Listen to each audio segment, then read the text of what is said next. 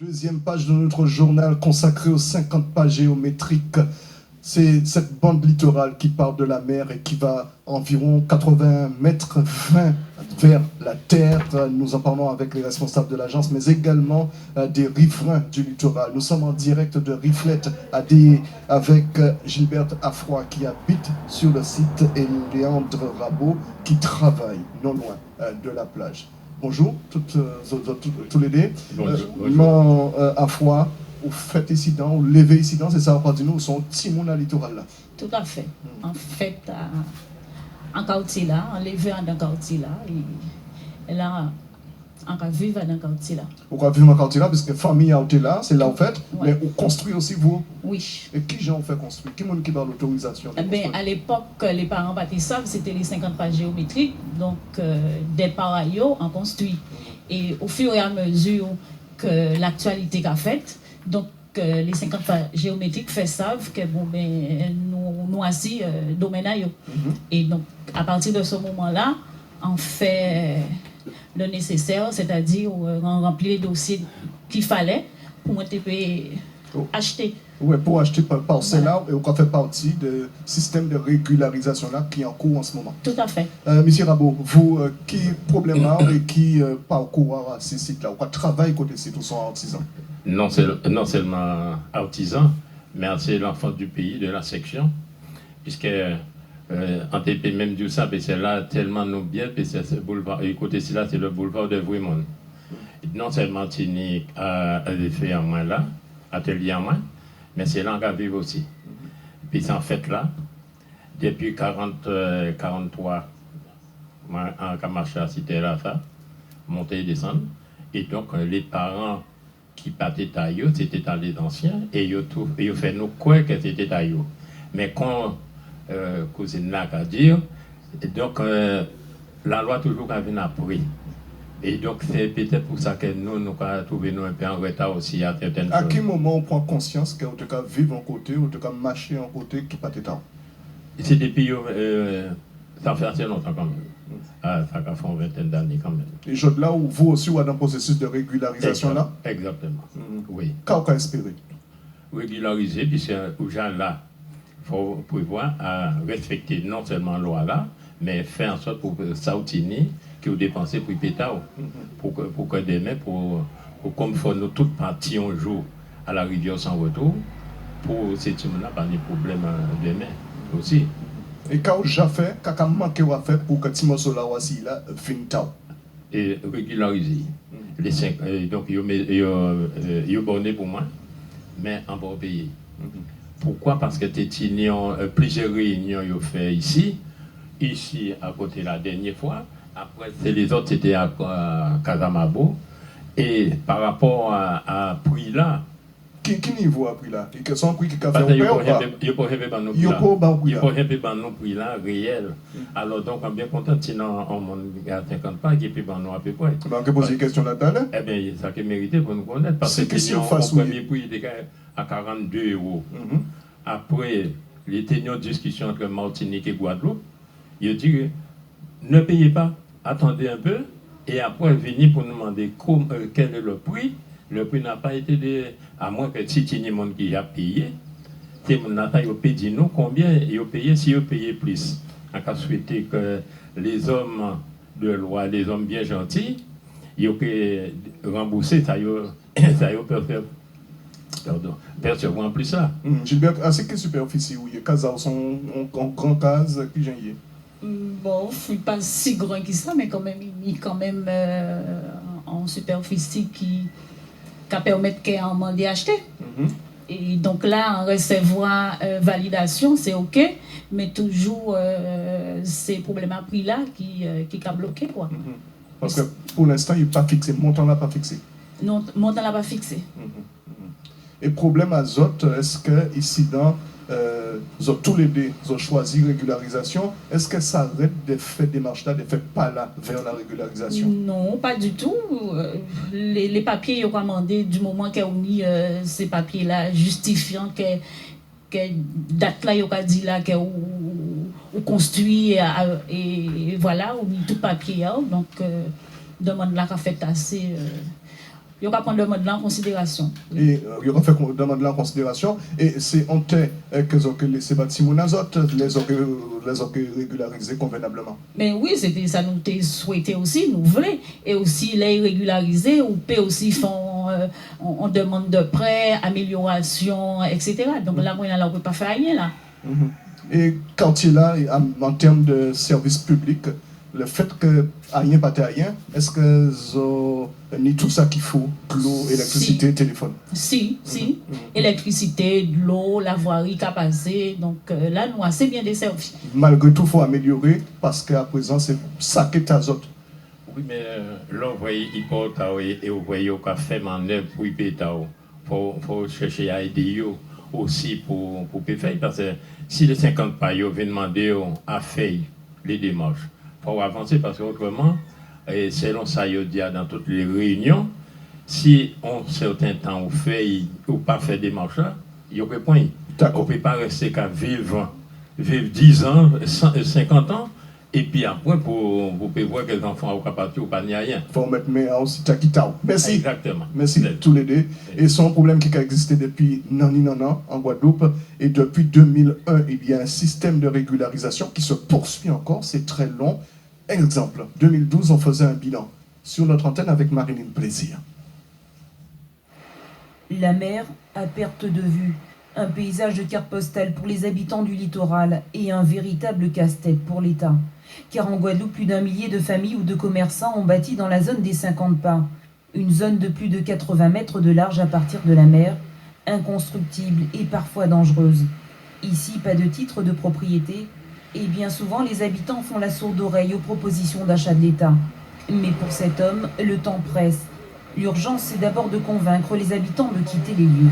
Cette poudrière, puisque c'est une ancienne poudrière, est déjà dans l'eau et que les maisons que vous apercevez là vont bientôt rejoindre la poudrière. Donc c'est un problème de sécurité. Et je pense que les gens qui sont dans ces maisons-là le comprennent, vont le comprendre. Car l'État et les communes prévoient de reloger les habitants des zones à risque, à condition bien sûr de se faire connaître des services de l'agence des 50 pas. Ce retraité deviendra propriétaire du terrain sur lequel il a bâti 20 ans plus tôt. Il sait qu'il devra débourser près de 10 000 € pour son acte de propriété. Un sacrifice, il fait payer pas mal souvent que content. Bon, de toute manière, on peut savoir d'où habiter cet homme. Auparavant, c'était la commune de Tébitin, peut-être autour de Gamay ou de Tébitin ici. Car sans acte de propriété, Louis sait qu'il est privé de tous les droits, mais d'autres l'ignorent. Alors depuis plusieurs mois, 6 agents sillonnent le littoral en quête de futurs propriétaires. Et leurs arguments choquent pour convaincre les squatteurs, les voici. Dans 9 mois, la loi dit vous ne pourrez plus déposer de dossier de régularisation. C'est-à-dire que vous resterez dans la situation d'illégalité, hors la loi, en bon français. Hors la loi, ça ne peut pas transmettre un bien. Hors la loi, ça ne peut pas améliorer la maison. Hors la loi, ça ne peut pas obtenir un permis de construire. Hors la loi, l'héritage n'est pas possible non plus. Hors la loi, je ne peux pas avoir un prêt pour améliorer mon activité économique. Sur 17 000 constructions illégales, on estime aujourd'hui que la moitié d'entre elles peuvent basculer dans la légalité. Voilà, 10 170 bâtis recensés sur l'ensemble du territoire. Il y a encore de nouvelles constructions sur les 50 pas géométriques sur la Guadeloupe. Nous en parlons avec l'agence des 50 pas géométriques, la directrice Myriam Rock-Berkopson et Madame Stéphie Didon, qui est chargée de projet au pôle technique. Alors, des questions pour vous, bien sûr. La première, les 50 pas géométriques, lorsqu'on parle de cette surface du littoral, on parle de croix précisément, Madame Rock-Berkopson. On parle d'une bande de 81,20 m depuis le rivage le plus haut vers l'intérieur des terres. Mais ça, c'est une définition, j'allais dire, géographique. Très souvent, on est confronté à une population qui dit les 50 pas géométriques en pensant à l'agence. Mais il faut savoir que l'agence n'intervient que sur les secteurs urbains et d'urbanisation diffuse des 50 pas géométriques, puisqu'il existe aussi des espaces naturels, des espaces portuaires, et qu'il y a énormément de gestionnaires différents sur cet espace. Ce qui complexifie en tout cas la compréhension des choses. Absolument. Des fois, on est interpellé en nous disant il y a eu telle destruction à tel endroit, est-ce que c'est l'agence, etc. Donc, on comprend bien qu'il y a une difficulté d'appréhension par les occupants, mais pas que. Y compris par l'ensemble des Guadeloupéens, de cette zone des 50 pas géométriques qui est pluriacteur. Alors, l'opération de régularisation, on l'a vu, a commencé depuis 2001. Nous sommes en 2019. Ce n'est toujours pas terminé. C'est pas simple comme opération. C'est pas simple, mais j'allais dire le contexte n'a pas favorisé non plus le bon processus de la régularisation, puisque le reportage que vous avez passé tout à l'heure montre bien que c'était dans 9 mois vous pourrez plus, et qu'on y est encore. Il y a eu énormément de rebondissements législatifs qui ont prorogé la durée de vie de l'agence de 2011 à 2013 à 2015 et maintenant à 2021. Donc le contexte législatif n'est pas favorable. Il y a un deuxième inconvénient, c'est j'allais dire le processus de régularisation en lui-même qui fait intervenir énormément de partenaires, donc l'agence, l'État, les géomètres, le cadastre, etc. Donc ça peut être un peu long. Et puis le troisième inconvénient majeur, et non des moindres, c'est qu'il n'y a pas d'obligation aujourd'hui pour les occupants de régulariser leur situation. C'est ce qui explique le fait que nos deux témoins nous disaient qu'on n'a pas le prix.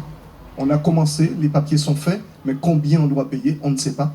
Non, c'est pas tout à fait la même problématique. La problématique du prix, elle arrive en fonction du stade d'évolution du dossier, puisque après avoir déposé la demande, il faut quand même qu'il y ait une étude du dossier en commission, qu'il y ait une décision favorable, qu'il y ait une délimitation, et après la délimitation, l'évaluation du prix. Donc en fonction, j'allais dire, de l'état d'avancement du dossier, il peut être normal qu'il n'ait pas encore l'offre de prix. Ce qui est différent, c'est les gens qui disent on est là depuis 60 ans, pour mon pays, tirez-nous là, pas ni pour raison. Mais comme ça a été expliqué précédemment, ils sont quand même hors du droit commun, sans titre de propriété. Il y a une difficulté d'accéder aux aides à l'amélioration de l'habitat, aux prêts bancaires, etc. Et donc, ce dispositif, qui pour l'instant n'est pas obligatoire, et présente quand même un certain nombre d'avantages pour les occupants. L'amélioration de la vie des gens passe également par un aménagement global, et c'est ce que vous faites sur les secteurs qui sont en reconstruction, je dirais, Madame Didon. Alors exactement, donc l'agence des 50 pas a une seconde mission. L'État permet en fait de procéder à une coopération avec les collectivités locales et de réaliser des programmes d'équipement donc, sur nos zones de compétences. Donc à ce titre, on réalise des travaux de viabilisation donc, sur nos zones de compétences. Comme ici à Deshaies, donc à Riflet. Donc c'est des travaux qui s'élèvent à 1,7 million d'euros. Nous sommes sur une zone où nous avons à peu près 200 constructions. Donc nous avons dû réaliser les travaux en 2 phases. Une première phase qui a eu lieu entre 2009 et 2010 et une deuxième phase qui a démarré cette année pour laquelle nous réalisons donc la viabilisation des réseaux, l'assainissement collectif, l'eau potable pour toutes ces habitations et l'enfouissement des réseaux aériens. Et peut-être vous allez pouvoir nous éclairer sur la problématique des individus, mais aussi l'aménagement qui permet la construction de résorption de l'habitat insalubre de RHI. Est-ce qu'il n'y a pas une contradiction entre les deux? Alors il y a une légère contradiction, donc on ne fait pas de RHI à proprement parler. On fait ce qui s'appelle de la viabilisation des réseaux. Pour permettre, voilà, donc l'amélioration du cadre de vie effectivement des habitants qui habitent ce secteur. Mais donc ça ne constitue pas de la résorption de l'habitat insalubre en direct. Madame Roch Berkopson, quand vous disiez tout à l'heure que c'est long, qu'il n'y a pas d'obligation, quelqu'un qui a sa petite maison sur le littoral ne fait pas de demande de régularisation, il n'y a aucune sanction possible? Ben, disons qu'aujourd'hui, les sanctions n'ont pas forcément été mises en œuvre puisque la volonté première de l'État, c'était de permettre aux gens d'accéder à la propriété et donc d'entrer dans le droit commun. Il n'est pas dit qu'ultérieurement, il n'y aura pas une autre phase puisque c'est clair que dans le cadre de la bonne gestion du littoral et du domaine public, ben, il convient que chacun puisse disposer de son titre de propriété, d'autant qu'on l'a vu avec Irma à Saint-Martin, se posent après des problèmes relatifs aux risques et aux assurances et donc il est préférable, j'allais dire, d'être dans les clous pour pouvoir être indemnisé correctement le cas échéant. Et pour finir, un petit souvenir, on avait tellement de choses à vous demander, mais le temps passe court. Un petit mot sur l'ancien président disparu. Absolument, je profite de votre antenne pour qu'au nom du président Camille Pelage et de l'ensemble de l'équipe de l'agence, souhaiter nos sincères condoléances à la famille Tyrolien, puisque M. Tyrolien a été le premier président de l'agence des 50 pas géométriques de 2001 à 2004. C'est lui qui a instauré l'agence dans ses fonctions. Merci beaucoup à toutes les deux. Et il y aura plein de choses encore à dire, notamment l'évolution qui est en préparation, puisque l'agence des 50 pas passera d'ici 3-4 ans de l'État à la région. Mais ce n'est pas encore fait. Merci. C'est pas fait, c'est prévu pour le 1er janvier 2021. Merci beaucoup. Nous cabout là pour parole à grand monde. Parole à grand monde, poussière fait plus bitin qui ça, vent prend et chaillé en l'emmène. Poussière fait plus bitin qui ça, vent prend et chaillé en l'emmène. Coïncident. Bon après-midi à tous. Merci, à demain.